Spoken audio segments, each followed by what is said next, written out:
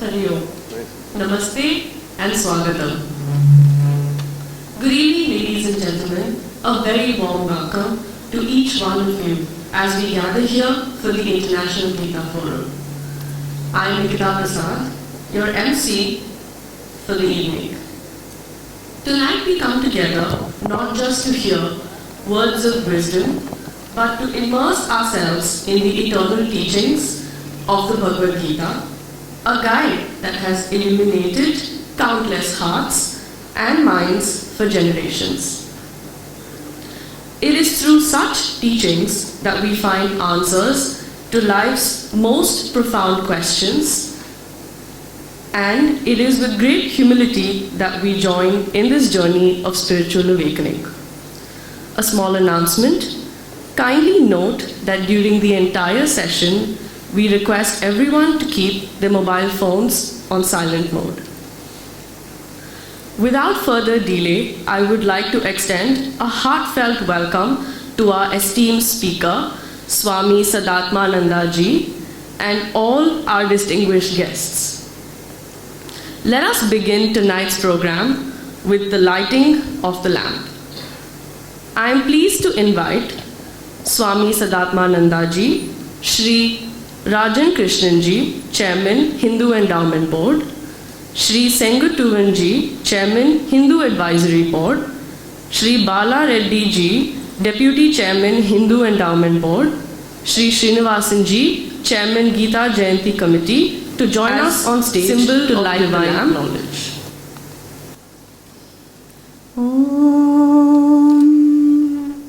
Shubham karoti kalyanam arogyam dhana sampadaha shatru buddhi vinashaya deepa jyotir namostute deepa jyotif parabrahma deepa jyoti janardanaha deepo haratu me papam sandhya deepa namostute.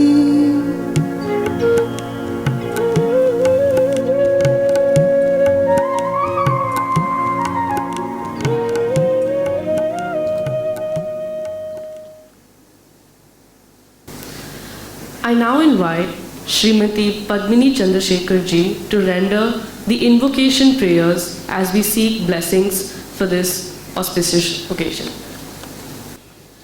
Jaya Bhagavad Gita Krishna Hridaya Jate Jaya Jaya Hari Gita Janani Vandanam Jaya Adya Vaidya Gita Vishada Roga Bhaje Pradatta Sarvatapahari Divya Bheshaje Veda Kedara Jesi Bheda Kedadi Roga Nashanetyanta Shakta Mukti Bheshaja Jaya Bhagavad Gita Krishna Hridaya Jate Jaya Jaya Hari Gita Janani Vandanam Tvameva Madhavokta Samasta Bhedahantri Sankhya Karma Bhakti Yoga Mukti Varidhe Satatamatma Samstham Kalayamanasam Tvam Vihaya Sarva Chintamiti Pragayasi Jaya Bhagavad Gita Krishna Hridaya Jate Jaya Jaya Hari Gita Janani Vandanam Swalpamapyadhita Nikhila Moha Jetri Sakala Dukha Jalatola Sabalavatula Tvadiya Divya Vani Satata Parinishevam Devi Diyatam No Brahmavadini Jaya Bhagavad Gita Krishna Hridaya Jate Jaya Jaya Hari Gita Janani Vandanam Ashesha Vedasaram Sakha Paratma Tattvam Samara Vimukha Chittam Sakhayam Abravit Tvameva Sati Gohya Nirasta Moha Shoka Punascha Badara जय भगवद्गीते कृष्ण हृदय जाते जय जय हरिगीते जननि वन्दनं प्रपद्य मामनन्यं विमुञ्च सर्वधर्मान् अशेषपापमुक्ततां त्वमाशु गच्छसि अवाप्नुयाश्च शान्तिं स्थितिं च शाश्वतीं त्वाम् इति प्रगर्जयन्तीं भजामि मातरम् जय भगवद्गीते कृष्ण हृदय जाते जय जय हरिगीते जननि वन्दनं जय जय हरिगीते जननि वन्दनं जय जय हरिगीते जननि वन्दनम्.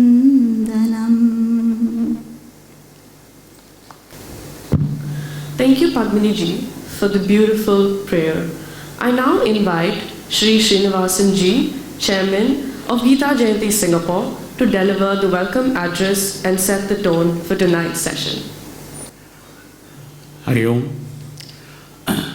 Pujya Sri Swami Sadatmananda ji, Sri Chief Acharya, Arsha Vidya Gurukulam, Anekatti Coimbatore, Sri Rajan Krishnan ji, Chairman Hindu Environment Board, Sri Sengatuan ji, Chairman Hindu Advisory Board, Sri Balareddy ji, Deputy Chairman Hindu Advisory Board, our heads and team members of partner organizations, as well as you all the delegates, a warm welcome to this 2025 edition of International Gita Forum. Thank you very much for your gracious presence today. Gita Jayanti Swami Sadatmananda ji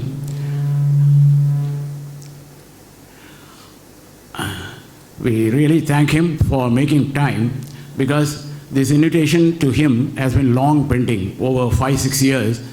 And as you know, he is a very capable master and teacher, so he runs a lot of short-term and long-term courses in the Anekatti Ashram, and he has not found time to visit any other place.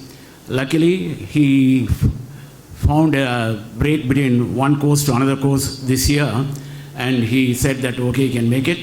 And we are very, very deeply, immensely thanked with a gratitude Swami Sadatmananda ji for having accepted our request and to address the Gita Forum this year. Thank you very much.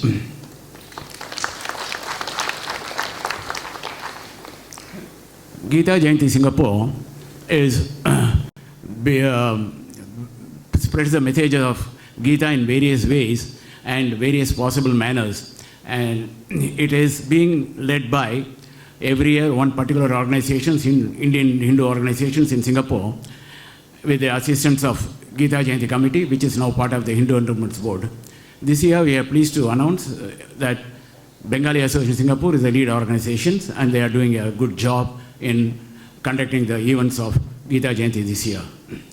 Gita is one of the Prasthanatrayams that are a must read and probably must contemplate it for these people who are in pursuit of self-liberation through path of Vedanta.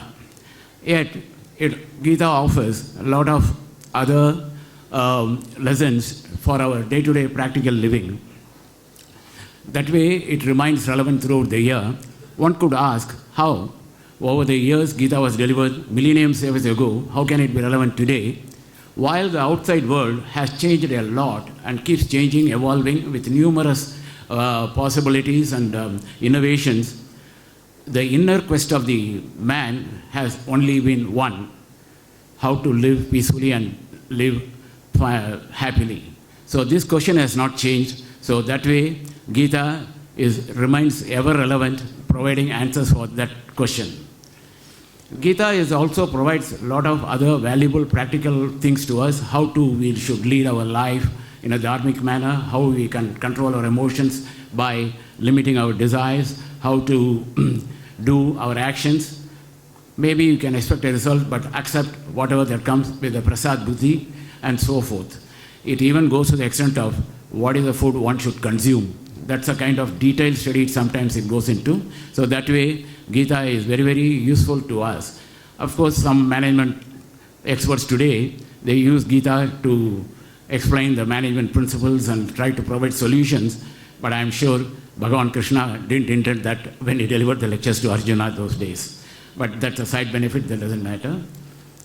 Another thing that we all know, that Bhagavan Krishna delivered Gita to Arjuna, who heard it live, but many of us may not know it was heard live by one more person. That was King Dhritarashtra through Sanjaya. After concluding Bhagavad Gita, Krishna said to Arjuna, this is your choice, act the manner you want to. Having received the wisdom of the, self-liberation, self-knowledge, Arjuna acted in a positive manner. Unfortunately, it was like a raindrops falling on a rock, hot rock in a desert for Dhritarashtra, who changed not a bit even after hearing the Gita. So the world has got a choice of being Arjuna or Dhritarashtra even today. But luckily, a few like you are on the side of Arjuna, having immersed in Gita and wish to learn more and learn about Gita through hearing through the speeches of well-regarded gurus like Swami Sadatmananda ji. Tirukkural has got an impact, I should say, in several Indian languages also. One of the things that I can say is that in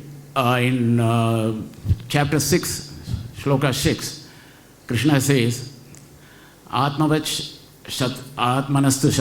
shatruvate vartet atmaiva shatruvat, which means that the man who is not able to control the mind becomes his enemy.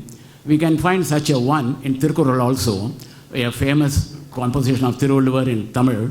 He says, Arivilar tam tammai pizhikum pizhai servilarkum seidalaridu, meaning that the harm the ignorant can cause to himself, even his foes cannot do it, which means they are their own foes. So such impactful messages of Gita can be found in other texts, not only in Tirukkural, but various other Sanatana texts in India. So that's the beauty of the Gita, I should say. And while in conclusion, I will also make one observation which I had not realized earlier on. Gita is one text that encompasses jnana, bhakti, karma and dhyana, all other yogas, as well as the principal lives, all captured into one text. Same way, Gita Jayanti Singapore is able to bring a lot of all Indian organizations into its fold without losing their identities, though they have different objectives under the name of Bhagavad Gita. That's the effect of the Bhagavad Gita to the whole world, I should say. Thank you very much. Thank you, Swamiji, for being here. Once again, our heartfelt thanks to you, and a warm welcome to all of you. Thank you very much. Thank you. Shri Rajan Krishnan ji will now welcome the distinguished speaker, Swami Sadatmananda ji, by garlanding him.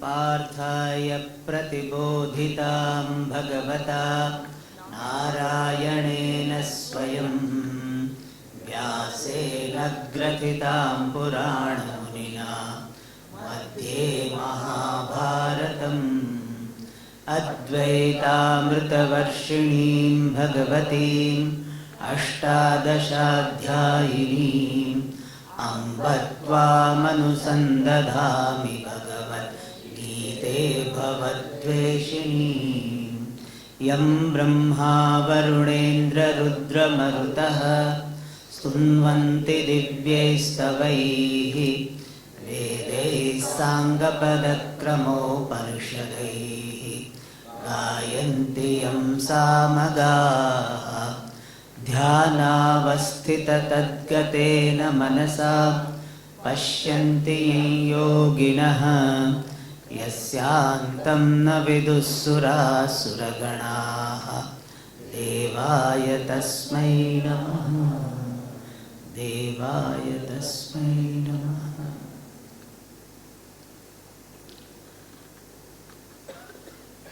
Namaskaram to all of you. At the outset, I congratulate the organizers of International Gita Forum under Gita Jayanti, Singapore. Bhagavad Gita is a very important form of scriptures. Scriptures are called Shastram in Sanskrit. Shastram means Shishyate Anena iti Shastram. The body of knowledge by which one is taught. That is called Shastra. And we have got so many forms of Shastram, and one of them is Srimad Bhagavad Gita. The complete name is Srimad Bhagavad Gita. Gita means a song referring to the teaching given by Bhagavan, the Lord, who is Srimad, who is glorious, endowed with knowledge, endowed with all vibhuti, all glories. So Srimad Bhagavad Gita means the teaching given by the glorious Lord. And this Bhagavad Gita is not an independent text. It is a part of Mahabharata. Mahabharata is a Mahakavya, is a book of history. And in that, this Bhagavad Gita is nicely placed Madhye Mahabharata. And this Bhagavad Gita text is in the form of a dialogue between Shri Krishna and Arjuna. Therefore we say Shri Krishna Arjuna Samvade. Samvada means dialogue. And this dialogue has got a background. The background is in the form of this Mahabharata battlefield, Kurukshetra. In fact, this Bhagavad Gita starts with the question of Dhritarashtra, the king. The question to his secretary, cum driver, Sanjaya. Dharma kshetre kurukshetre samaveta yuyutsavaha mamakah pandavaschaiva kima kuruvata Sanjaya. This is how Bhagavad Gita starts. And certain details of Mahabharata war, preparation for Mahabharata war are given in the first chapter. And there are 18 chapters where mainly the teaching by Bhagavan Sri Krishna is given. And this Bhagavad Gita is very popular in Indian culture. Bhagavad Gita is related to by people in different ways at different level. One way of relating to Bhagavad Gita text is keeping the Bhagavad Gita book in the temple and doing worship, puja. That also is good. Second is they learn to chant Bhagavad Gita. In fact, in India, they do this chanting of Bhagavad Gita when person is dying. It used to be like the text for the people who are dying. In fact, that is how first time I came in contact with Bhagavad Gita. Some relative was dying. At that time I was asked to read. So Bhagavad Gita was used for that purpose. So people learn chanting. Here I read the activities. These are very nice ways of relating to Bhagavad Gita. So you do puja of Bhagavad Gita, you do chanting of Bhagavad Gita. Then some people go one step further. They read the translation of the shlokas of Bhagavad Gita. They don't understand much, but at least they read that. Some people go one step further. They go to the teacher and learn the meaning of Bhagavad Gita. That is what is being done in Singapore. I am very happy. There are teachers who are teaching Bhagavad Gita. And afterwards, when you learn this Bhagavad Gita, you imbibe the teaching, reflect the teaching through your life. That is the final purpose. And you share the teaching of Bhagavad Gita with others. So these are the various ways people can relate to Bhagavad Gita. And what is the content of Bhagavad Gita? One way of seeing is, Bhagavad Gita starts with the word Dharma Kshetre Kurukshetre. And it ends with Sanjaya, one who is a reporter. Yatra Yogeshwarah Krishnaha, Yatra Partho Dhanurdharaha, Tatra Shri Vijayo Bhutir Dhruva Nitir Matir Mama. So the last word is Mama. The first word is Dharma.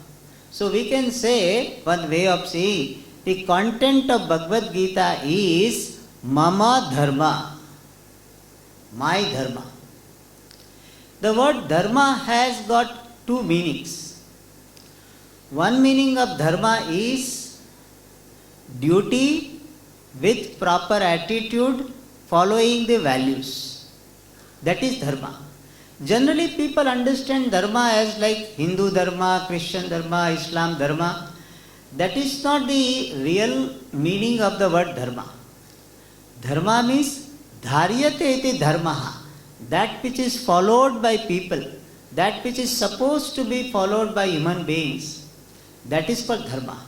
So Dharma consists of the duties to be done, proper attitude and values like honesty, non-violence, etc.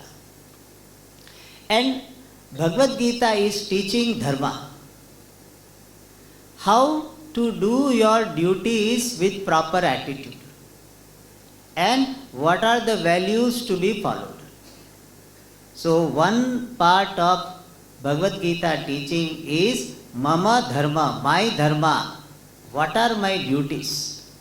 In olden days, duties were based on the class and the stages of life. Now we say duty means following the script of the role you are playing. Whatever role you are playing. You are playing the role of a father, mother, husband, wife, son, daughter. Whatever role you are playing, every role has got a script. Script means that which is to be done by that person. As a father, I have certain duties. I am supposed to behave in a particular way. I am supposed to help my children. I am supposed to guide them. So this is the role, the script of the father's. It is the script of the father's role. Similarly, mother, etc. So playing the role with proper attitude and following values is the teaching of Bhagavad Gita. One teaching of Bhagavad Gita. And second teaching of Bhagavad Gita is Mama Dharma means my true nature. So Bhagavad Gita is revealing what is your true nature. Knowing which you become free from the bondage.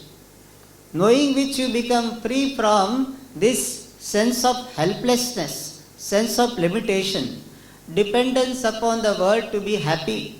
That bondage you become free from by knowing your true nature. And that true nature of oneself, which is also called Dharma, is revealed by Bhagavad Gita.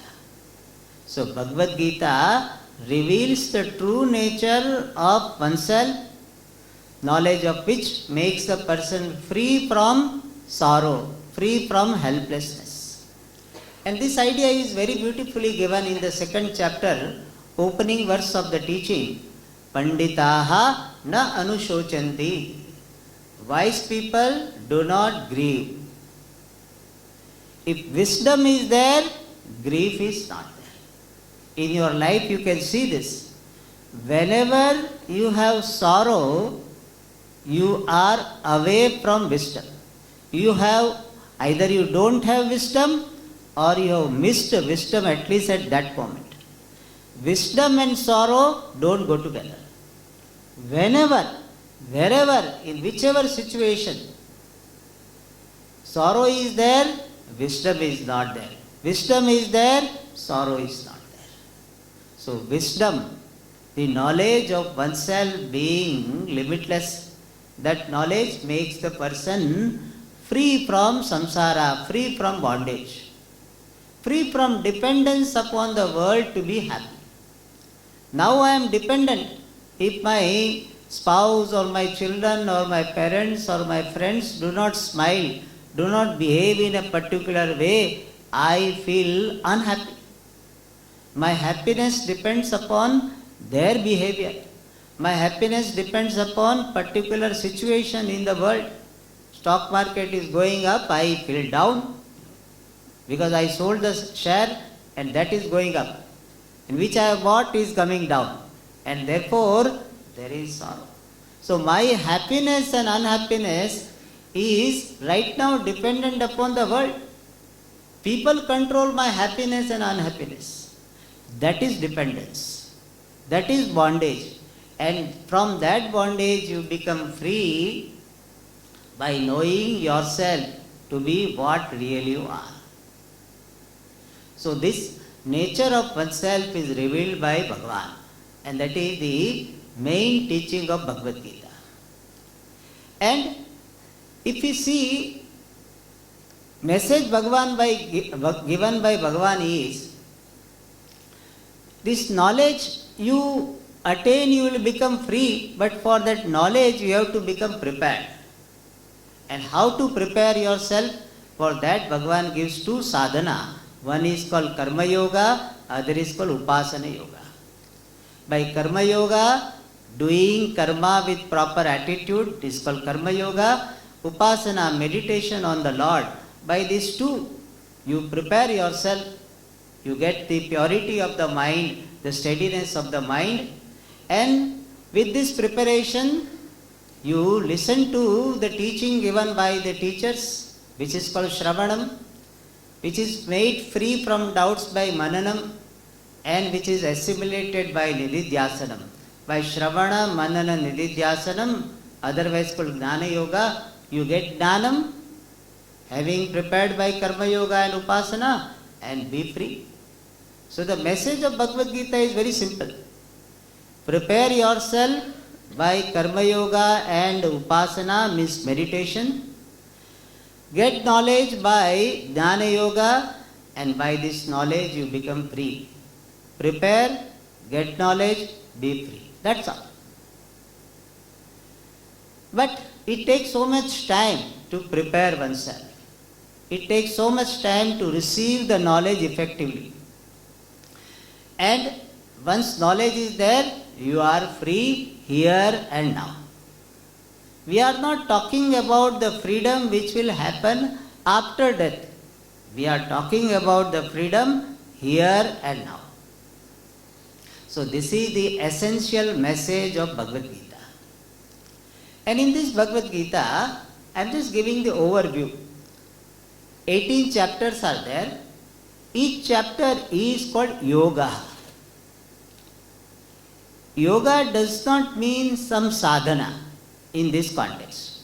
Sometimes yoga means sadhana, like Karma Yoga, Jnana Yoga, it means sadhana. But here, when it is a title of the chapter of Bhagavad Gita, it has got the meaning topic. So the first chapter is Arjuna Vishada Yoga. Arjuna Vishada is not a sadhana. Vishada is not a sadhana. Vishada means sorrow. So Arjuna Vishada Yoga is the name of the chapter, first chapter, which deals with the sorrow of Arjuna. Then some people may ask that why should we study the sorrow of Arjuna? We already have our sorrow. Why should we study?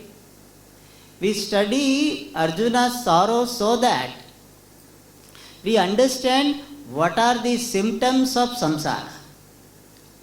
In this first chapter, it is given that Arjuna, when he enters into the battlefield, he is very enthusiastic. He says, Senayoho ubayoho madhye me ratham sthapaya. You put the chariot between the two armies so that I can see with whom I have to fight. So he was very enthusiastic because he knew that fighting this war is the duty on the part of Kshatriya for the protection of Dharma. The war was not meant for getting the kingdom. War was meant for get the protection of Dharma. He was very clear. But when he saw the warriors as relatives, then his perspective changed. Instead of seeing them as warriors to be fought with, he looked upon them as his relatives. And then the problem of raga, the attachment to them, was surfaced. And because of the intense raga, there was sorrow. When raga is there, attachment is there, very thought of separation from my object of raga, likes, itself creates sorrow. When I am attached to someone, that person need not die. Even the very thought of the separation from that person makes the one sorrowful. And that is what happened to Arjuna.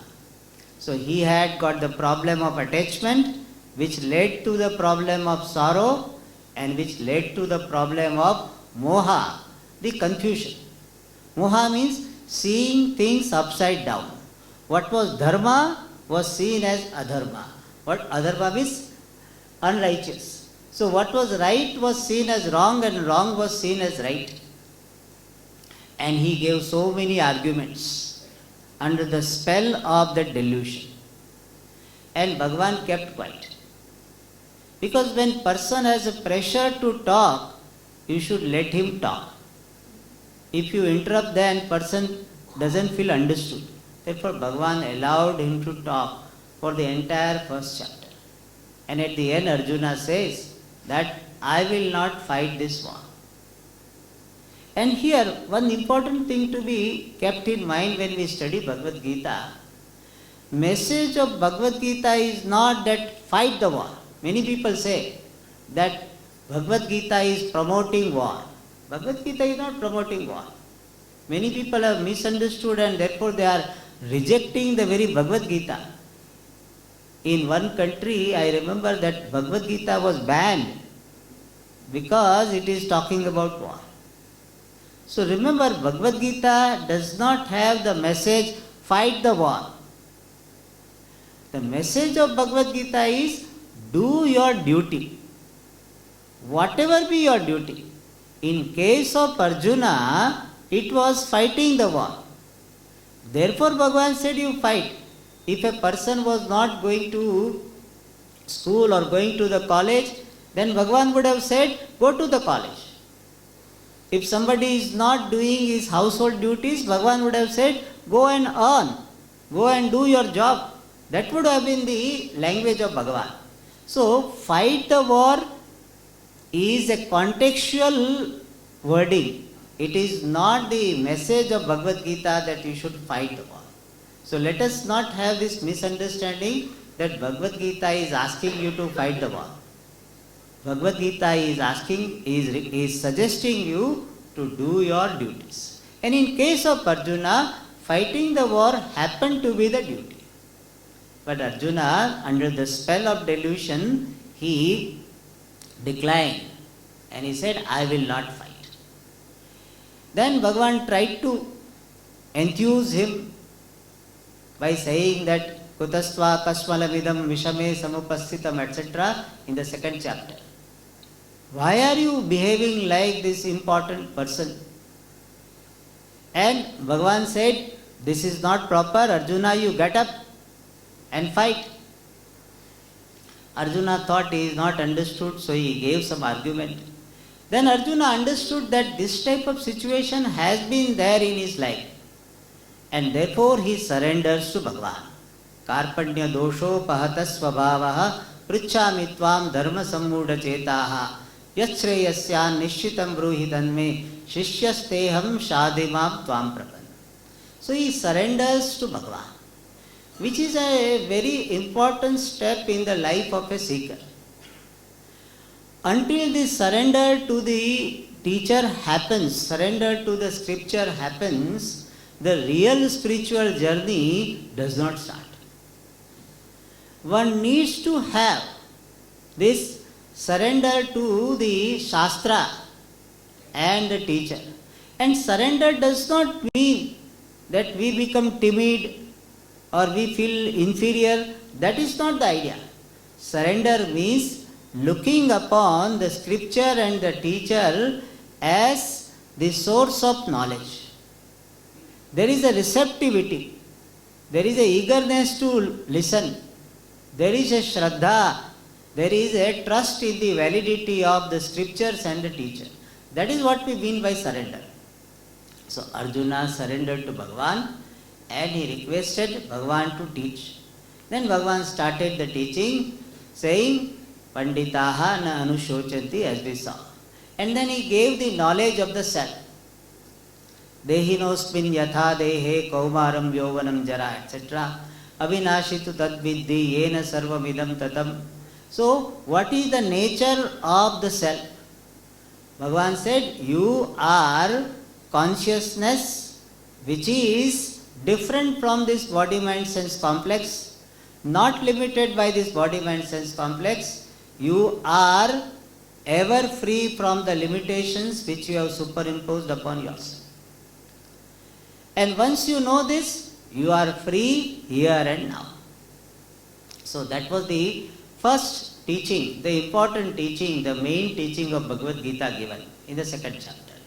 Then Bhagavan talked about the preparatory means in the form of Karma Yoga, where popular verse is there, Karmanyeva adhikaraste ma phaleshu kadachana, etc. And there Bhagavan said, Arjuna, you prepare yourself by doing your duties with proper attitude. And what is the proper attitude? Worshipping the Lord through the activities. And then at the end, Arjuna asked the question, Bhagavan, what are the characteristics of a wise person? He wanted to know, so that he can imbibe in his own life, and he wanted to know whether it is possible. Are there wise people available? So Bhagavan answered that question by presenting Sthita Prajna Lakshana. Then the third chapter starts with Arjuna's question. He was confused between the sannyasa, the jnanam and karma, where jnanam represented by sannyasa. So Arjuna thought that Bhagavan should allow him to take sannyasa. Many people have got a craze for sannyasa. When grihastha becomes difficult to handle, then people think of sannyasa. When things are going okay, people don't think of sannyasa. But when some spouse is not listening to, children are not listening to, financial problems, something, then people think of sannyasa. So many people, sannyasa is an escape route, which is not a very healthy thing to do, very healthy thing to follow. So Arjuna also wanted to run away from his duty by taking sannyasa. So he asked the question that Vyamishrena vakyena buddhim mohaya sivame tadekam vada nishchitya yena shreyaho mapnuyam jayasi chet karmanaste mata buddhir janardana tatkim karmani ghore mam niyojayasi keshava. He says, you are talking about dhanam also and karma also. Then which one to be followed? Then Bhagavan said, with reference to sadhana, for moksha there is no choice available. Moksha is by jnanam. And jnanam can be attained only with the preparation achieved through karma yoga. So with reference to jnanam and karma, there is no choice. With reference to sadhana, there is no choice. But with reference to lifestyle, there is a choice.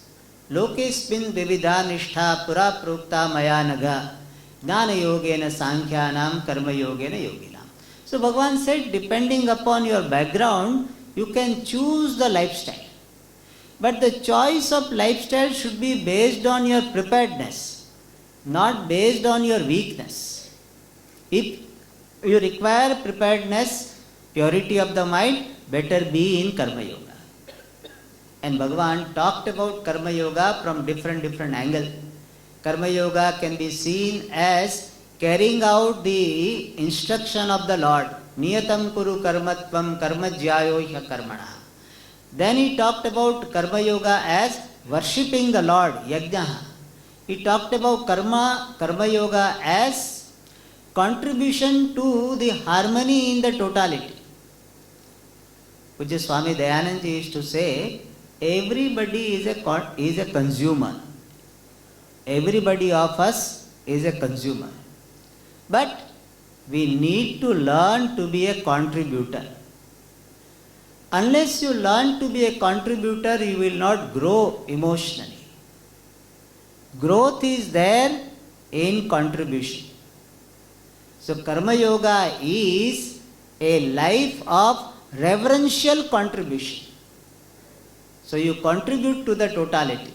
You have received so much from the totality, you learn to contribute. So life of reverential contribution is Karma Yoga. And another way of looking at Karma Yoga is Chitta Shodakaha Karma Yoga. The one which purifies the person of likes and dislikes which are controlling the life. That is Karma Yoga. In this manner, Karma Yoga was defined in various ways. And then Bhagavan talked about this Shrestha Purusha Acharan. Yadyada charati Shresthaha tatta deve taro janaha sayat pramanam kurute lokastadanu vartate. So this is very important message, especially in present era, that we are slowly running out of role models. Right role models are not there, therefore people somehow choose some role models who are not right models. They will film actors and actresses will become role model. Only some cricketers, some players, they will become role model. And role model is there, then people will follow those role model and they will have life of dharma. And Bhagavan Sri Krishna wants to say that everybody is a role model in a way. Even though the popular role models are not available, but father, mother, etc. also can become role model for their children. And considering the responsibility as a role model to our children or our people who are under us, who are being guided by us, being responsible role model, Arjuna, you do your duties well. Otherwise you will be setting a wrong example. Yadyada charati shreshtaha, Bhagavan nicely explained. And then Bhagavan gave his own example. Arjuna, you see my life, I also am following dharma. If I don't follow, people will follow me and they will be misguided. And thus the responsibility of role model was nicely explained. Then Arjuna asked this question, which is the question of many people, that many times I know that something is wrong and still I end up doing it. Athakena prayuktoyam papam charasi purusha anichannapi varshneya baladiva niyojita. He said, why it happens that I am forced to do wrong things? Why? What is the reason? The Bhagavan gave the answer, Kama eshaha, Krodha eshaha, Rajo guna samudbhava.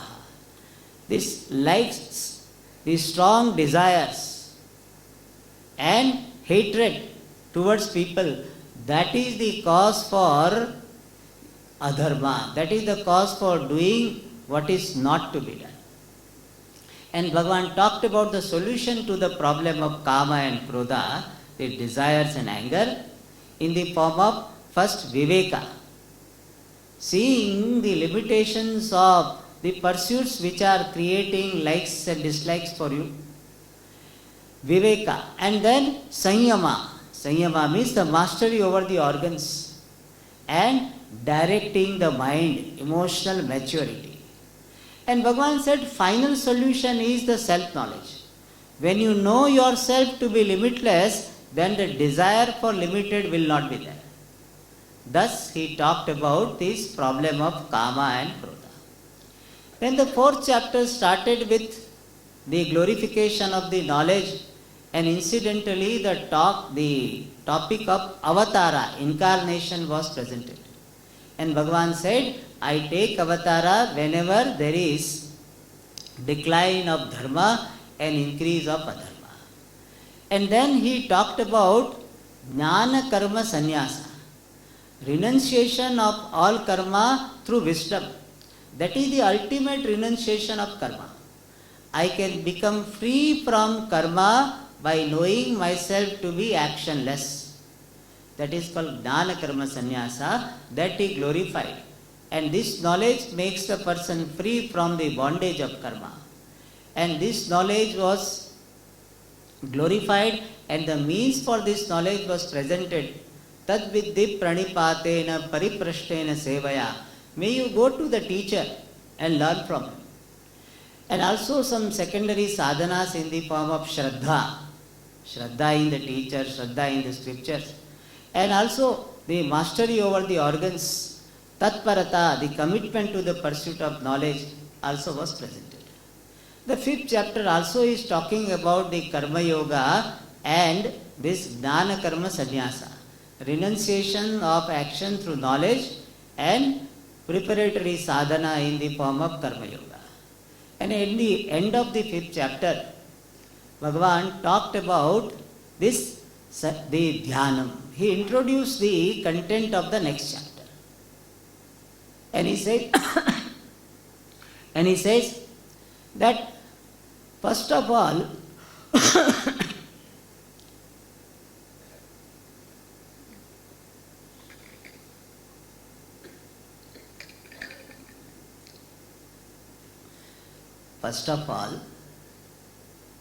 one needs to leave the outside objects and situation outside. Sparshan krutva bahir bahyan. Having left the outside objects and people outside, you start meditation. And certain exercise also were presented. Pranayama, Sanyama, the mastery over the organs, etc. And then Bhagavan comes to the sixth chapter, which is going to be the topic or the chapter of our discussion. This chapter is known as Dhyana Yoga. Why is it called Dhyana Yoga? Because it is the chapter dealing with Dhyanam, meditation. Regarding meditation, there are so many misconceptions. So I would like to talk about them. First misconception is that meditation itself is the means for moksha, freedom. This is not correct. Meditation itself is not the means for freedom. Knowledge, abiding knowledge is the means for freedom. Therefore, some people think that meditation will get moksha. Person was meditating and got moksha. And that is not true.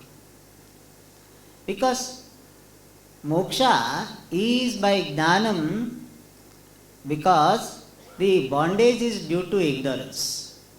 Since bondage is due to ignorance and ignorance born problem, therefore moksha has to be by knowledge, because knowledge alone removes ignorance.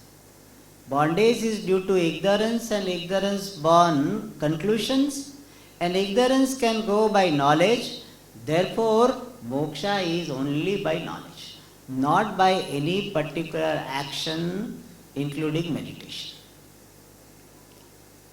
Second misconception is you get jnanam, enlightenment, by meditation. This is a very, very popular misconception. What? You are meditating and you get enlightenment. Because of certain stories you hear that that particular person, he was sitting under a tree and meditating, got enlightened. This is a very, very popular belief and which is taken up by, accepted by many spiritual seekers. We are going to see the contribution of meditation. Meditation is not useless, very, very useful. That is why we are going to discuss. But meditation itself does not give knowledge. If I tell you that you meditate on quantum physics, just meditate. You have never studied quantum physics. Just meditate. Quantum physics, quantum physics, quantum physics, you meditate. Will you get the knowledge?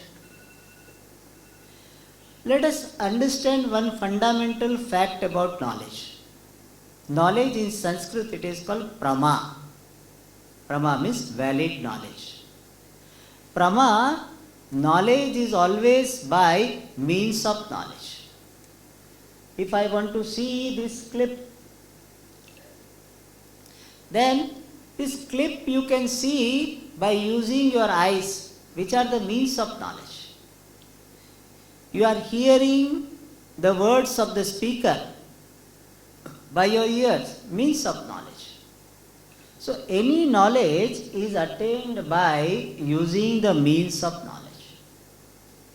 And meditation is not the means of knowledge. Some people say that you keep on asking this question, who am I, who am I, who am I, who am I? This is a very popular thing. And one day you will get the answer. Logically it is not possible. Why? If you know who you are, then you need not ask this question, who am I? Because you already know what you are.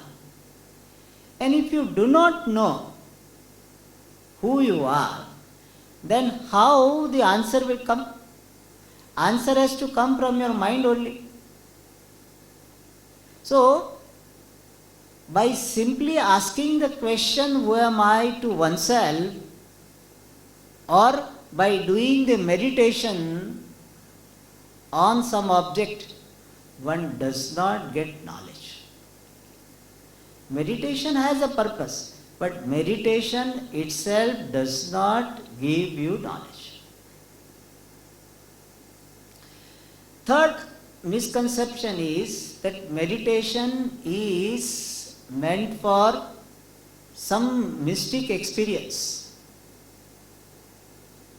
Yes, meditation can give some mystic experience, but in Vedanta, meditation is not meant for any such experience. Meditation is meant for assimilating the knowledge which you have received, which we are going to see. People have this belief that in Vedanta Satsanga you learn theory. While you are studying Vedanta, you learn theory, and by meditation you are practicing. So studying the Shastra is theory and meditation is practice. This is a very popular belief. The vision of Shastra, vision of our Sampradaya is that knowledge is attained by listening to the teacher with proper attitude. Yes, this knowledge can be fraught with some doubts, which can be resolved by this process of reasoning called manana. And this knowledge can be fraught with some habitual error. And those habitual errors can be removed by this meditation called nididhyasana. It's a one form of meditation. So meditation is not meant for moksha, is not a direct means for moksha. It contributes to moksha, but not direct means for moksha. Not even direct means for knowledge. Then what is meditation? Meditation, simple definition we give is, it's a manasa vyapara. It's a mental activity. And mental activity word we use because there are other ways of relating to Ishvara Bhagavan. We do Kaika, means puja we do Parayanam. To distinguish from that, we use the word Manasa Vyapara. So, Dhyanam is Manasa Vyapara, mental activity. But worries are also mental activities. We generally don't call it Dhyanam. Therefore, we add one more. So, Manasa Vyapara directed to the object of meditation. And this object of meditation can be in the form of Ishvara, the Lord. Or it can be in the form of one's own true nature. And depending upon what you are meditating, we have got two types of meditation. When you are meditating on Ishvara, which is technically called Saguna Brahma, that meditation is called Upasanam. And when you are meditating on your true nature, that meditation is called Nididhyasanam. In English we call it contemplation. So the word meditation, Dhyanam, is used for both Upasanam, the meditation on Ishvara, or it can be used in the context of Nididhyasanam, contemplation upon one's true nature. Now, this Dhyanam, which is the mental activity centered on Ishvara, has got three factors. The first factor is Dhyayam, what you are meditating on. Dhyanam is supposed to be the meditation on Ishvara. And this Ishvara, how you are looking upon it. Some people may look upon Ishvara as the entity who is endowed with all knowledge, all power, and which is pervading everything. So depending upon your understanding of Ishvara, you meditate on the Ishvara. Some people meditate on Ishvara as Dakshinamurti, Shiva, Vishnu, and that type of meditation also is valid. And here, this meditation on the Lord highlighting one particular aspect. I look upon Ishvara, the Lord, as the Jnana Pradata, the giver of knowledge. I look upon him as Dakshinamurti. If I look upon this Ishvara as Srushti Karta, then I look upon Shiva, Bhagavan as Brahma. Or I look upon him as a Sanchalaka, then I look upon Ishvara as Vishnu. When I look upon Ishvara as a Vigna Harta, then I look upon him as Ganesha. Ishvara is the same, one and the same. Which aspect I am highlighting based on we have got different forms. And therefore we have got different vigraha, different idols. Many people say that in Hindu dharma there is idol worship. And they say Hindus are idol worshippers. Which Swamiji used to say very nicely. He said, nobody is idol worshipper. Nobody worships idol. You always worship the Lord through the idol. So we need not be apologetic about it. When we go to the temple, we worship the Lord, the form of the Lord, we do puja of this vigraha, the idol. We need not be apologetic about it. Because our understanding is, we are not worshipping the idol. We are worshipping the Lord through the idol. Generally, I give this example. When you are talking to somebody on cell phone for half an hour and somebody asks you that whom you are talking to, suppose, do you say I was talking to a cell phone? Do you say that? Even though physically that is what you are doing. Physically you are always talking to the cell phone only. But if somebody asks you whom you were talking to, do you say that I was talking to the cell phone? Unless you want to avoid giving the answer. So you can say that also. You don't want to reveal whom you are talking to. Perhaps you may say that. But generally what do you say? I was talking to my brother, father, husband, etc. This shows that we are, even though we are physically talking to the cell phone, but we are not, in our mind, we are talking to the person. Similarly, we are not worshipping the idol. We are worshipping the Lord through the idol. Then some people may say that why are you worshipping the idol? You can worshipping this pillar also. Yes, we don't mind worshipping. But we are worshipping the idol to worship the Lord because that idol is consecrated. Special power through the mantra is invoked there. Therefore, we worship the idol. Like you want to show your respect to the country. How do? You salute to the flag. You don't salute to any piece of cloth, a particular piece of cloth. Why? Because there is association with that particular design of cloth, particular color, etc., and this particular country. So there is a association between the two formed in the mind. We have invoked the country in that particular flag, therefore we salute to that flag.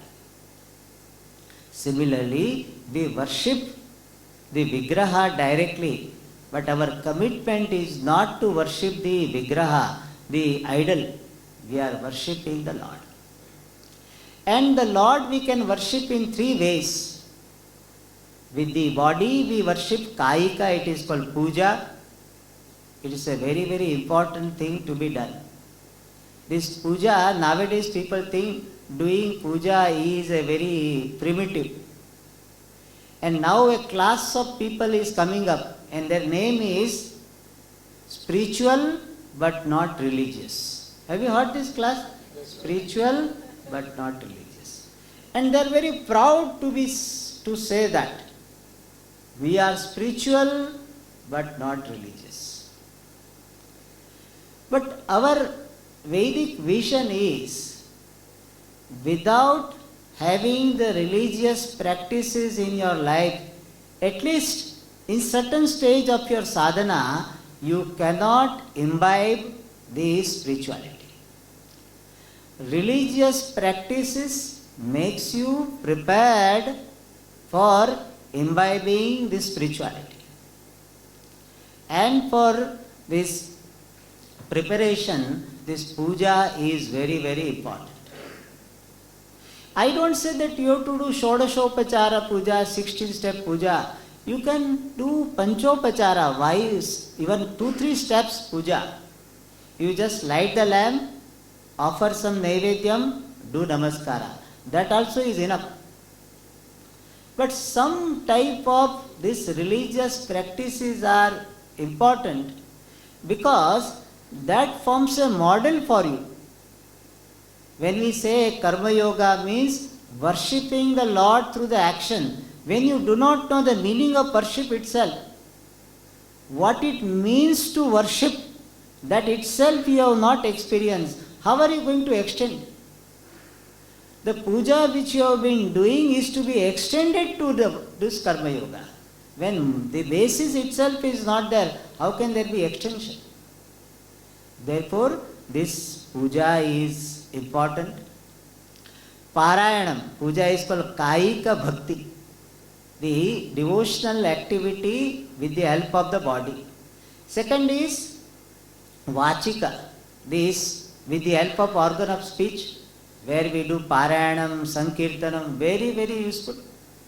Every day 10 minutes, 15 minutes we spend on doing Parayanam, chanting Bhagavad Nama. So very, very useful. It connects you to the Lord. One definition of devotion is relating to Ishvara with the awareness of Ishvara is called Bhakti. So Bhakti means what? Relating to Ishvara with the awareness of the presence of Ishvara. That is Bhakti. So when you do Parayanam with this awareness of the presence of Ishvara, it is a Bhakti. And third form of Bhakti is this Dhyanam, this meditation. So, Dhyaya, the object of meditation is Ishvara invoked in a particular form. Or you can worship the Ishvara, or you can meditate on Ishvara in his cosmic form, where you look upon the entire universe as the body of Ishvara. Very beautifully presented in Vishnu Sahasranama Dhyana Shloka.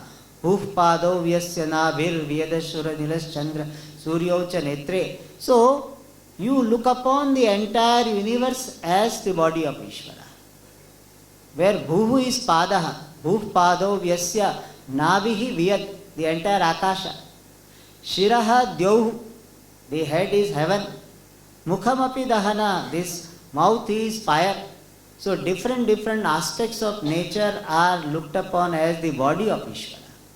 So this is one more way of meditating on Ishvara. You meditate on Ishvara as Vishwarupa. So Ekarupa Dhyanam, where we look upon the Lord with a particular form, or Vishwarupa Dhyanam, looking upon the Lord in his cosmic form. That is Dhyaya. Second is the Alambana. For Dhyanam we require some support. The support can be Pratima, the Vigraha of Ishvara. And how to do Pratima Dhyanam, meditation with the help of Pratima?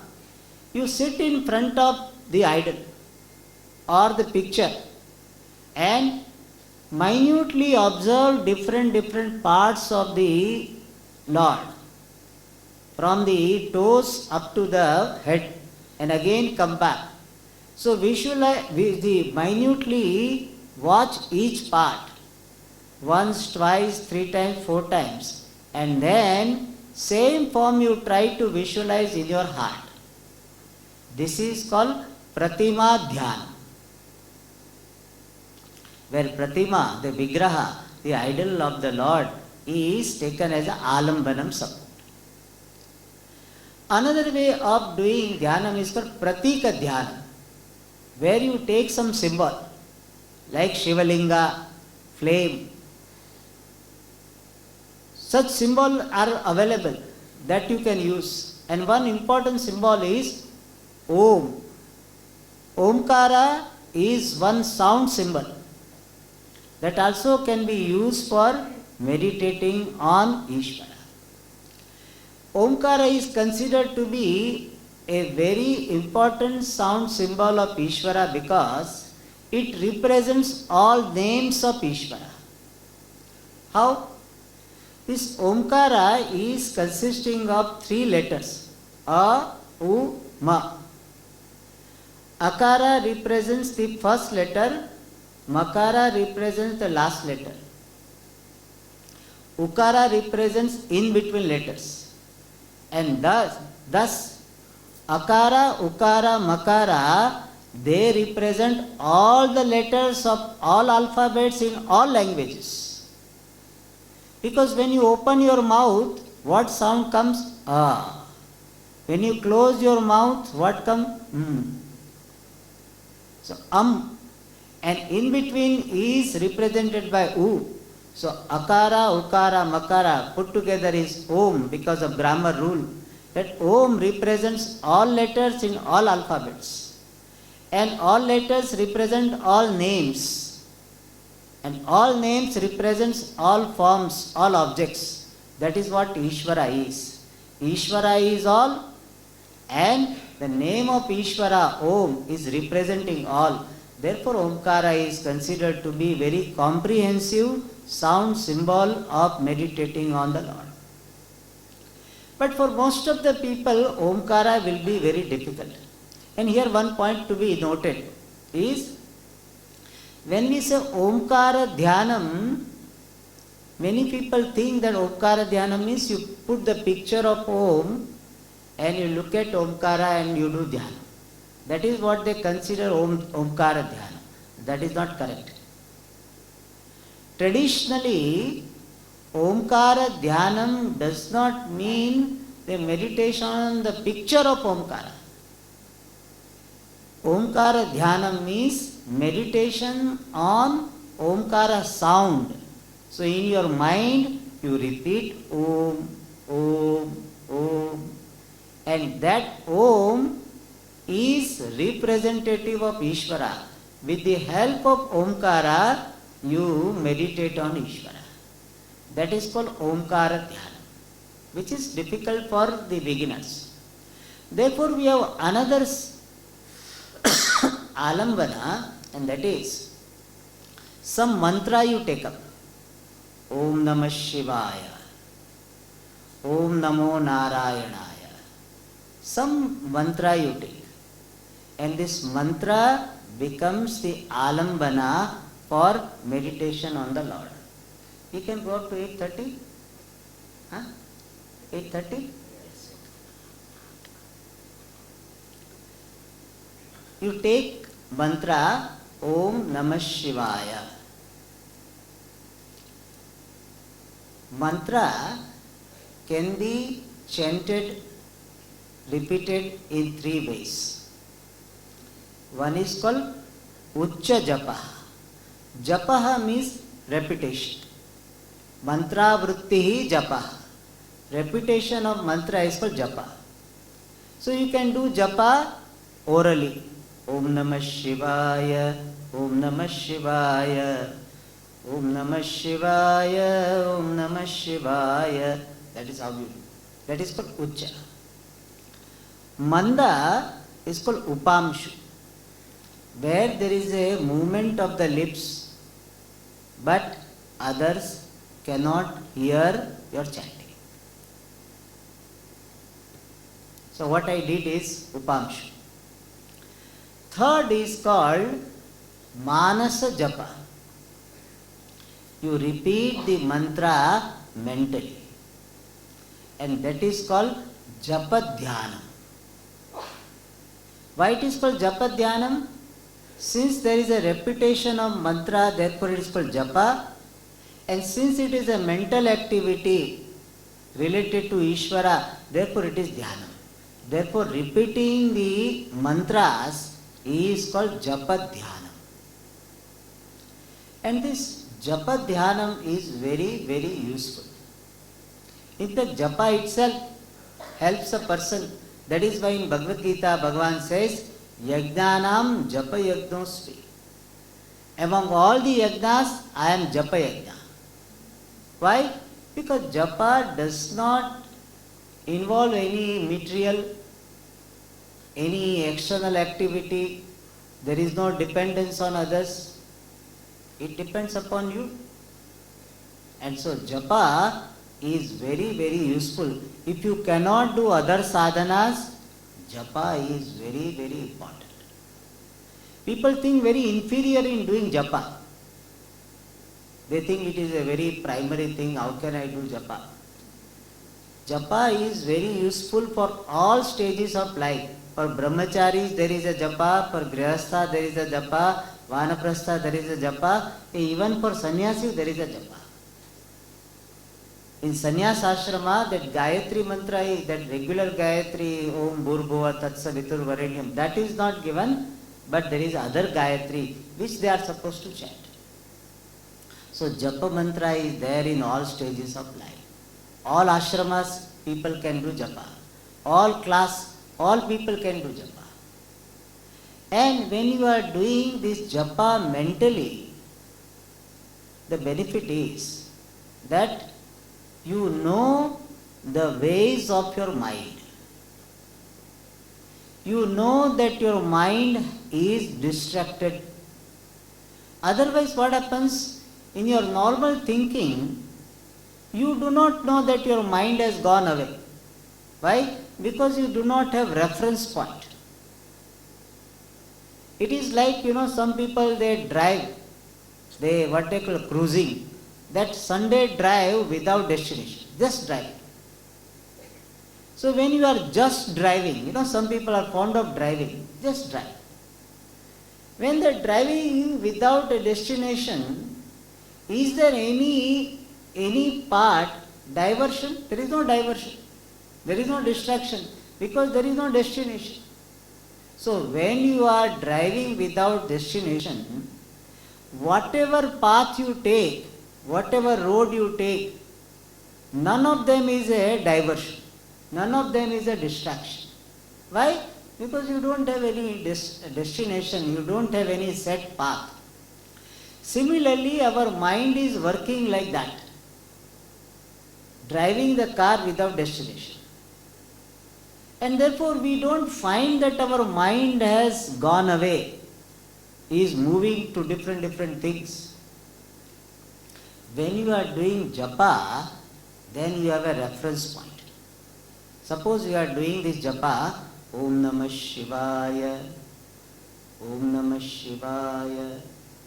Then what happens? If your mind goes to something else, from Namah Shivaya is go to some Shivla, from Shiva Prasad. From Shiva Prasad is goes to some trust. We had a secretary, Shiva Prasad. So the trust. From the trust it goes to the ashram. The ashram it goes to see the manager. So I started with Om Namah Shivaya and I ended up being the manager of the ashram. So immediately I know, I am supposed to be doing Om Namah Shivaya. So I can bring it back to something. So japa provides you the awareness of the distraction of the mind. You be aware of the ways of your mind. When you are aware of the ways of the mind, then only you can have mastery over the ways of the mind. Therefore, the first benefit of japa is it gives you awareness of the ways of the mind. Second benefit, which is very important benefit, is doing this japa dhyanam breaks this chain thinking, mechanical thinking. Generally, our mind jumps from one thought to the other by law of association. Some connection is there. You are, suppose, thinking of a flower, rose flower. From rose you go to jasmine. From jasmine you go to white color. From white color you will go to White House. From White House you go to the President of America, who is trying to get Nobel Prize for peace. So you will remember Nobel Prize. Who got this Nobel Prize this year? See, you started with a rose. From there you went to this Nobel Prize.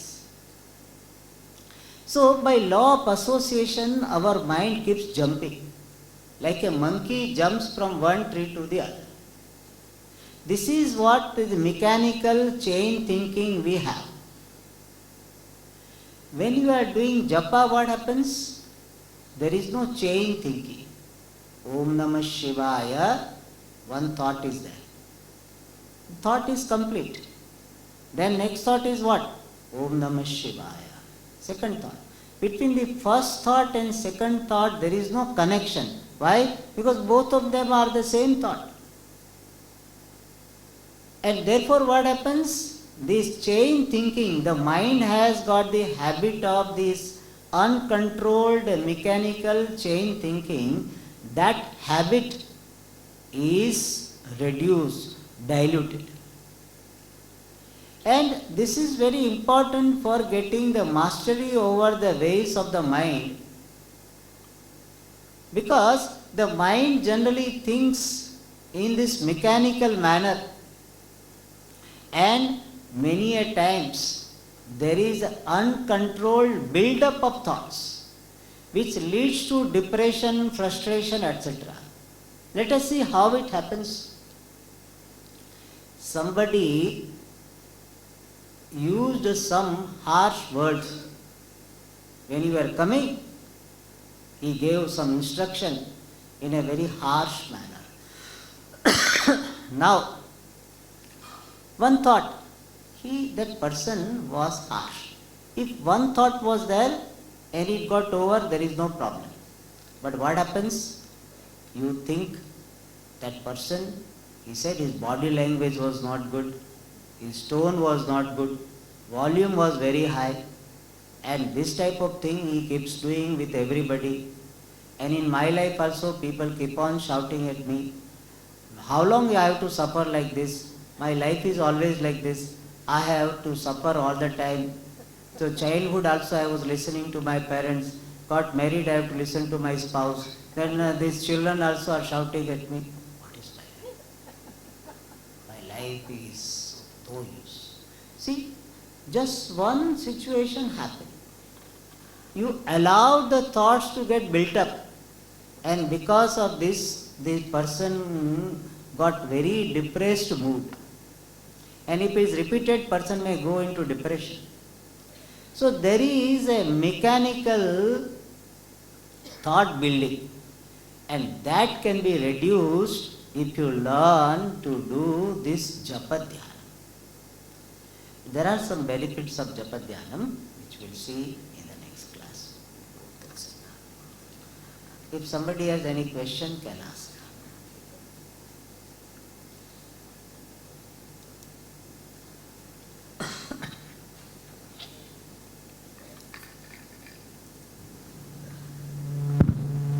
Thank you, Swami Sadatmananda ji, for your enlightening words this evening.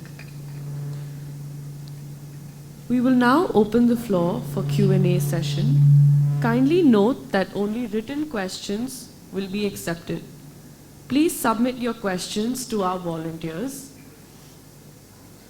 Swamiji will answer a few of the several questions received. Due to time limitations, not all questions can be answered individually. Before we begin the Q&A, here are some important announcements. The IGF talks by Swamiji will continue tomorrow, Saturday, and then conclude on Sunday. The talks will commence at the same time, 7 p.m. each evening at this very hall. On Saturday morning, Swamiji will address the youth forum at the 3rd level of PGP Hall on the topic, "You are the problem, you are the solution." Quite a fascinating and thought-provoking title indeed. Youth, defined as those aged 35 and below, are welcome to attend. Registration is required to participate, so please visit the Gita Jayanti website to complete your registration. On Sunday, 29th June, at 10 a.m., Swamiji will lead a satsang here in this very auditorium. The session will begin with devotional songs and bhajans, followed by a short lecture by Swamiji, and then there will be question and answer at the end. The new initiative, Likhita Gita Samarpan, continues this year as well. Devotees are encouraged to write Bhagavad Gita along with Dhyana Shloka and Gita Mahatmyam Shlokas in their own handwriting, in the language of their choice. These handwritten books will be placed on the altar during the Moksha Ekadasi Parayan on Monday, 1st December 2025. The books, blessed by Sri Krishna and energized by the vibrations of mass Gita chanting, will be available for collection after the puja. The fortnightly online Gita Parayan and Satsang will begin on Saturday, 5th July at 10:30 a.m. and will be held on alternate Saturdays of the month until the end of November. Each session will include a chanting of 1 or 2 chapters from the Bhagavad Gita, followed by a lecture by a local Gita scholar explaining the meaning of the shlokas. Please register on our website to join the sessions. In the IGF booklet which you have received, at the very end there are QR codes for donations, volunteering, and receiving Gita Jayanti event information. This is the booklet that you have all received. Please make use of them. Donation boxes are also kept outside. Any question? All clear? Satvik Prasadam will be served at the end of today's session in the dining hall below. Now we will begin with the question and answer session. So based on the questions that we have collected and collated, here is the first question, Swamiji. Yes. What is the significance of mantra chanting? What is the? Significance of mantra chanting. Yes. Today I explain a little bit. One significance is mantra chanting gives you concentration. Second is mantra chanting helps you to be aware of your ways of thinking so that you develop the mastery over your thinking. Many of our reactions are based on our mental build-up, uncontrolled mental build-up of thoughts. And those can be avoided or reduced if you develop the mastery with the help of mantra chanting. One more significance is that mantra is related to Ishvara, the Lord, Devi or Devata. By chanting the mantra, we receive the grace of that Devata, that Devi. And because of the grace of Ishvara, we will have conduciveness in our pursuit. Whether it is a dharma pursuit or artha pursuit or base pursuit, material pursuit or spiritual pursuit. In all our pursuits, we will be having success, less obstacles if we do this mantra chanting. Chanting of the mantra repeatedly is called japa.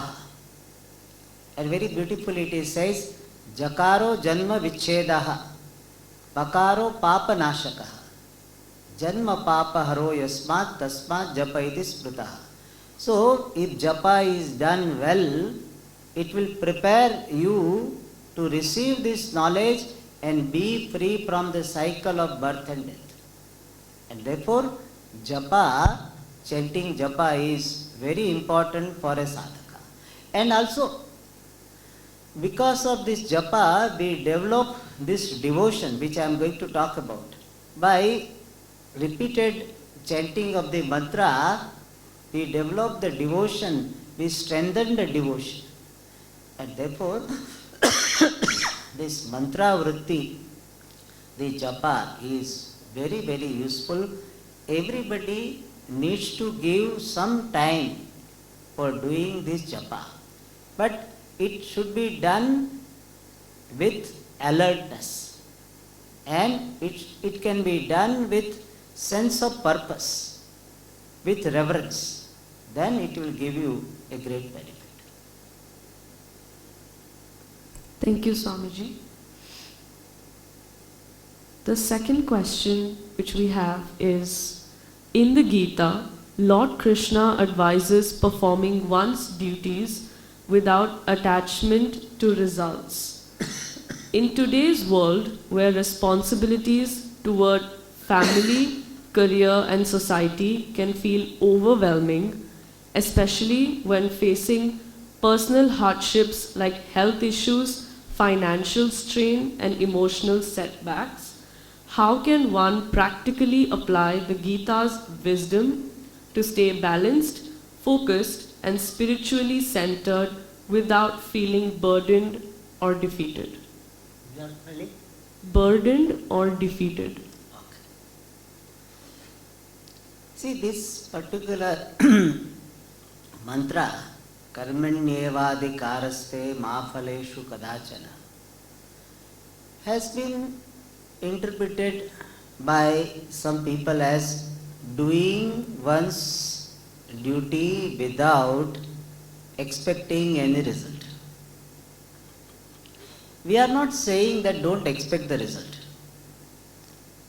What we are saying is that have the readiness to accept all types of result. There are 4 possibilities. The result can be more than my expectation, or it can be equal to my expectation, less than expectation, or opposite to my expectations. Suppose I am doing the business. I expect 10% profit. Then it can be 15%, it can be almost 10%, or it can be 3%, or I lose my capital. All 4 possibilities are there. So what Bhagavad Gita is saying to begin with, that you learn to be ready to accept all types of result. You can expect the result, nothing wrong. But some people have that obsession.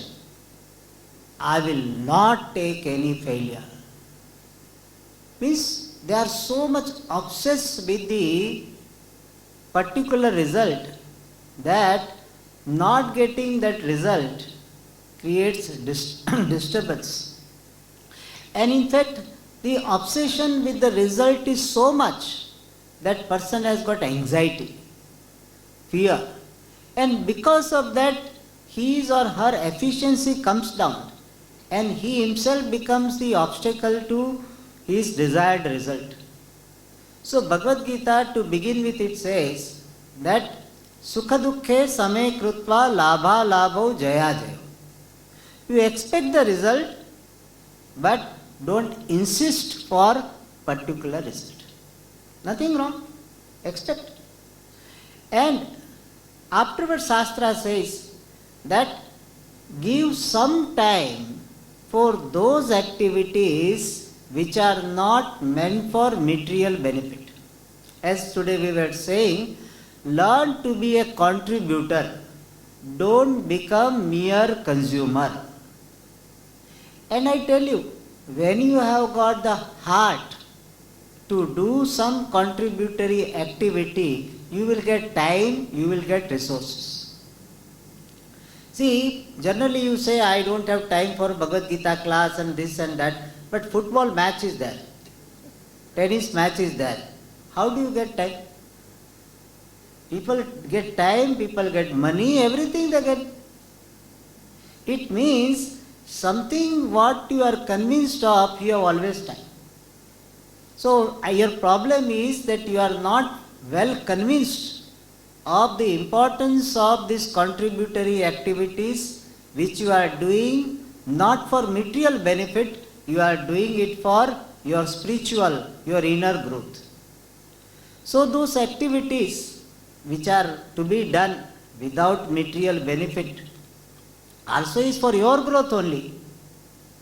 And we are not able to see the connection between my inner growth and those activities, therefore we don't do. Or we don't understand the importance of inner growth, therefore we don't do. Therefore what you require is some more education, more satsang, more teaching of Bhagavad Gita.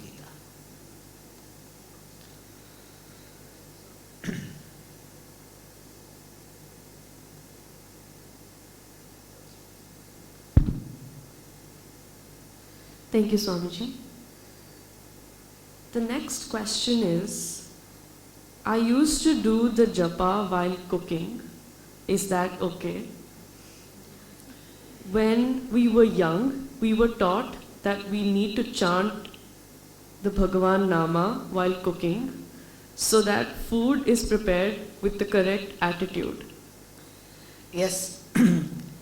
Here traditionally we say one thing, that certain Nama mantra like Rama, Rama, Rama, Radha, Radha, Radha, Krishna, Krishna, Krishna, Shri Ram, Jai Ram, Jai Jai Ram, those mantras you can chant anytime.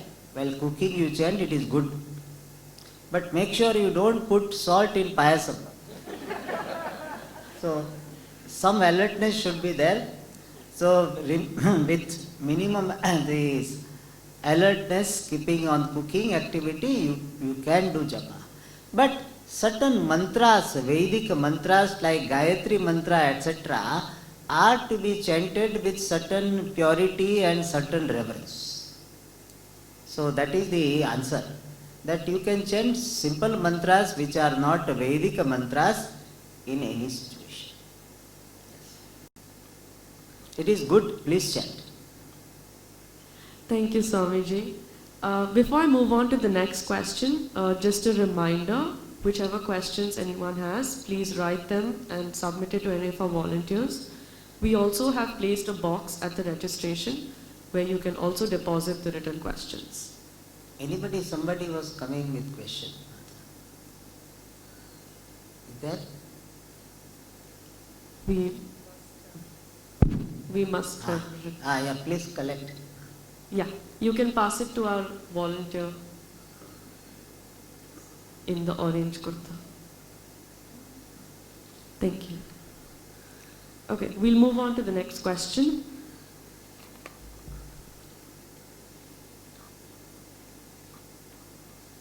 Okay. There are a lot of differing views between learned and non-learned people on the type of mantra a common human being can chant or not, such as Om Namah Shivaya or the Gayatri mantra. How do we deal with this? That certain people can chant, certain people cannot chant. The type of mantra is. Yes, there are certain mantras which are to be chanted after certain initiation. Like Gayatri mantra is an initiation mantra. So traditionally, I am telling this, traditionally it is to be chanted after initiation. So those who have received initiation, they can chant. But suppose your guru has given some mantra, then if you have Shraddha in your guru, follow the instruction of guru. Don't ask anybody else. Follow the instruction of guru. Then it is a guru's responsibility. So you chant the mantra, whichever mantra given by the guru. But if you have to choose, then better you get initiated and then chant.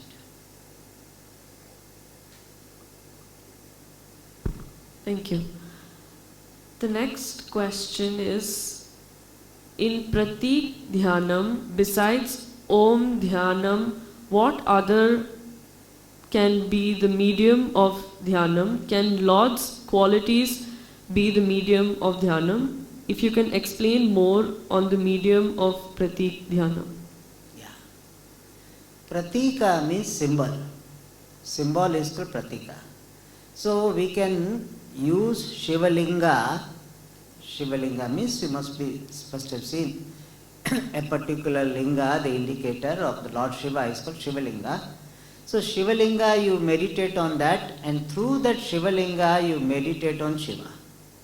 So Shiva is, Lord Shiva is represented by the Shivalinga. So that can be one meditation. Another one is flame meditation. On flame you can meditate on generally Devi. So meditate, you look at the flame and try to hold that flame in your heart mentally, and then meditate on that flame as Devi or any Ishta Devata, any Devata you like. So symbol and the difference between the Pratima and Pratika, the idol and symbol is, in Pratima you will have hands, legs, etc., parts visible. In the Pratika, in the symbol, there are no hands, legs, etc. So where Avayava, the parts are visible to be visualized, then it is called Pratima Dhyana. Like you, Vishnu, Vigraha is there, the idol is there, you visualize that form in your mind and you meditate on Vishnu. That is called Pratima Dhyana. Meditation with the help of idol. And Pratika Dhyana means Shivalinga or Shalagrama or flame or Omkara or even some sound. Om Namah Shivaya. So Om Namah Shivaya, this mantra itself becomes a pratika, a sound symbol of Ishvara. You can meditate on that. So this is called Pratika Dhyanam and Pratima Dhyanam.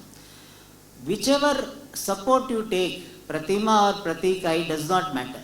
What matters is your commitment, your devotion, your perseverance, your regularity, all those things are important. Pratima Dhyanam is relatively easy because there are limbs available, so your mind has got more area to focus on. Whereas in the Pratika symbol, that limbs are not there, forms are not there, and therefore it is relatively difficult. But either way one can do. Thank you, Swamiji. Okay, the next question is, what is the best way to deal with grief, loss of a close person? First of all, we acknowledge sorrow and we validate ourselves with sorrow. What I mean is, you need not feel bad about having sorrow, feeling sorrow. It is just human. Anybody in your situation with your background will feel grief. Grief is just human. So we need not feel bad about it, that why I have sorrow, why I have sorrow. Sorrow can happen. It has happened. We need not try to hide our sorrow. We need not be ashamed of our sorrow. We need not try to suppress sorrow. Go through this sorrow with objectivity. Sorrow can happen, it has happened. The second step is the cause for sorrow. In this case it is the loss of near and dear one. Ask this question, that am I able to change the fact in the form of losing the person? I am not able to change. The death of that person is a fact. Fact is that which cannot be changed. Fact is always to be accepted. Even if you reject, fact will not change. So you learn to see this particular principle, that fact cannot be changed. And I need to accept today or tomorrow. I pray to Bhagwan to give me the strength to accept this fact at the earliest possible. And every sorrow can be concluded with the feeling of sorrow can be concluded with some prayers for that person. Suppose I have lost my spouse or children or parents, then when I feel sorrow, what do? I feel sorrow. Let me go through that. And whenever I get some space, mental space, then in that space I pray for that person. And one more thing we can do is think about the greatness, the good qualities about that person, and get inspiration from those great qualities, good qualities that person has. start thinking about the qualities of the person, greatness of the person, and try to draw the inspiration from those qualities, those greatness. So sorrow will be slowly converted into the thoughts of inspiration. And one more thing you can do is, think what was the cause which was very dear to that person. What particular activity, which particular field was very dear to the person, education, music, research. What was dear to that person? Even food. He was very fond of eating, or he was very fond of music. So whatever field was very dear to that person, try to do some contributory activities in that field. Music, dance, or even eating. So he was fond of eating, serve food to many people. So convert your sorrow into some noble activities. Thus, sorrow can be slowly converted into inspiration, noble activities, and this learning from his life. And then slowly sorrow will reduce its hold over you. One has to go through sorrow, but one learns to go through it prayerfully, objectively. And for that, sometimes you require some support group. Share your feelings with others. If somebody is there who is really caring person, understanding person, share. It is said very beautifully that sorrow shared becomes half. Happiness shared becomes double. And therefore learn to share your sorrow.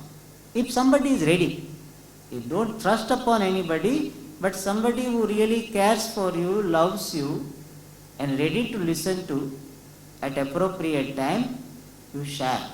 So by expressing it, sharing with others, your pain will be reduced. Thank you, Swamiji.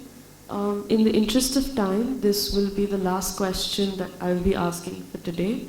The rest of the written questions, we'll try to ask them in any of the other sessions that we are having. So the final question for today is, I have been initiated.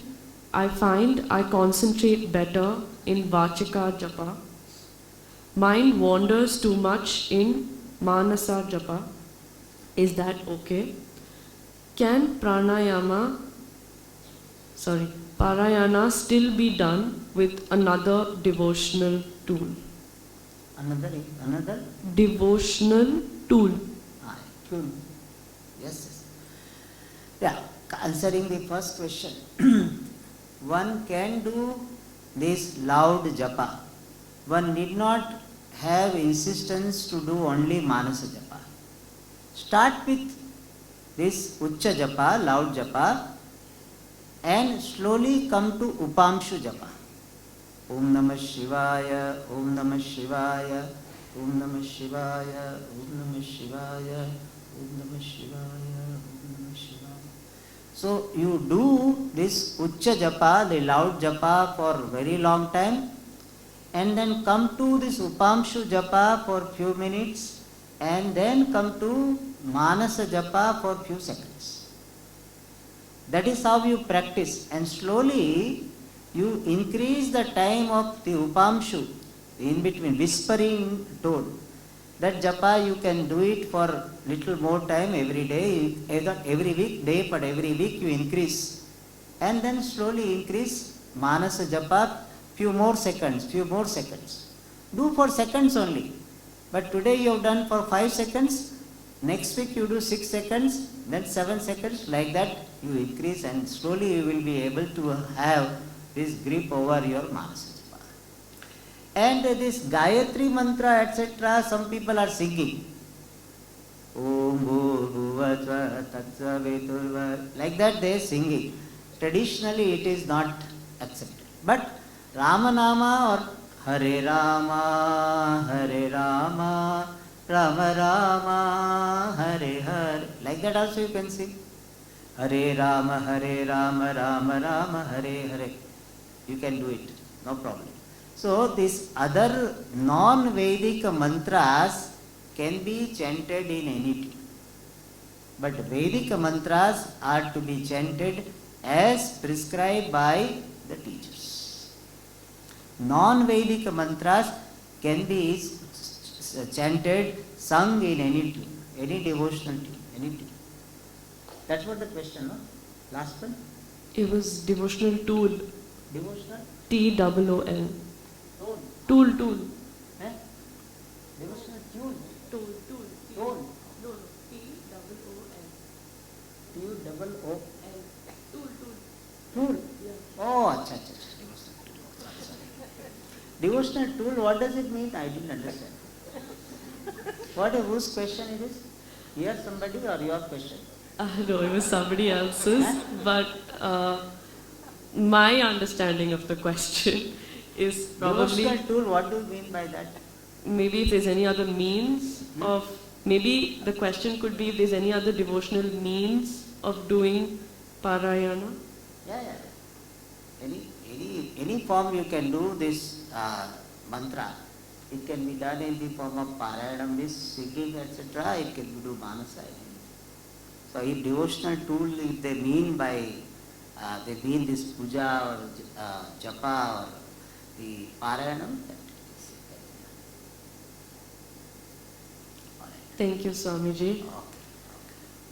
Thank you, Swamiji, for lucidly summarizing the first 5 chapters of the Bhagavad Gita, laying the foundation for how to prepare ourselves by means of Karma Yoga and Dhyana Yoga to be free from our sorrows and disappointments here and now.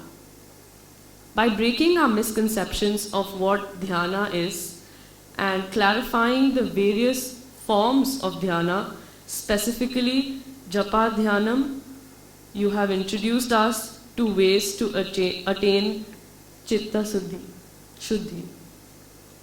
Thank you for also patiently answering the questions from the audience.